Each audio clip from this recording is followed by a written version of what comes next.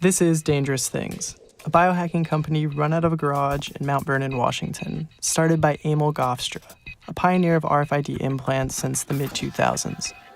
Motherboard traveled to Dangerous Things garage headquarters to get a peek at some of Emil's new projects, including an exclusive first look at a never-before-seen prototype, the world's first implant-activated smart gun.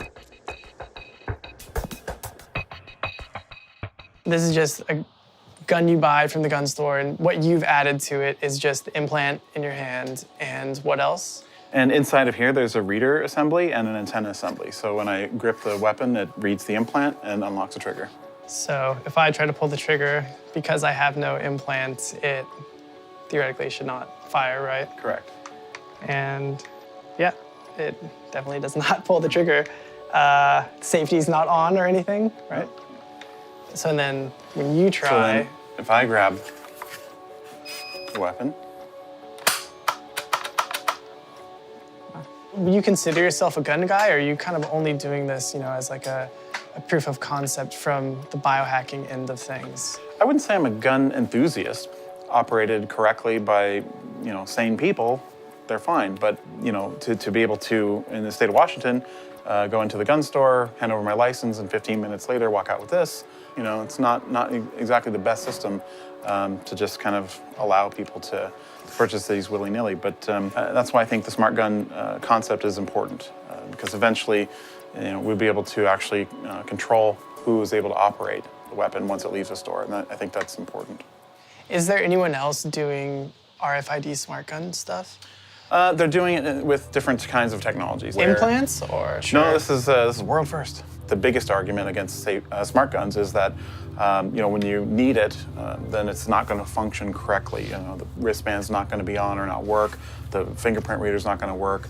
So, we're trying to jump over those hurdles and solve the problem in a way that you can't forget your activation token, right? It's there, it's readable by the weapon, and it'll work.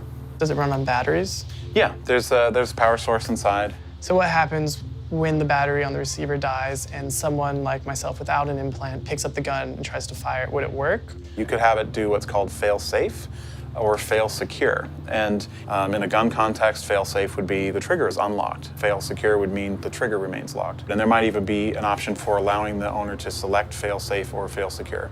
RFIDs have been around for a while, but here is a new, obviously controversial use. Yeah, it's two old technologies coming together in a new way, so. The next step for Emil is meeting with gun manufacturers. It's just a prototype. It's an example of what could be possible. So maybe one day we'll be working with weapons manufacturers and taking our brand of smart gun to the market. The assumption is that the fundamental gun owner is not aligned with the thought of getting an implant. Most of the time it's people concerned with chips being somehow associated with the government or government control are usually pretty enthusiastic gun owners as well. So the combination of you needing an implant to operate your weapon is probably, it might have some challenges. The issue is the fact that a gun is so rudimentary in its design. It's very simple. It's a mechanical device that is just easy to make, and it's not complex at all. So introducing additional complexity into the system, there's resistance.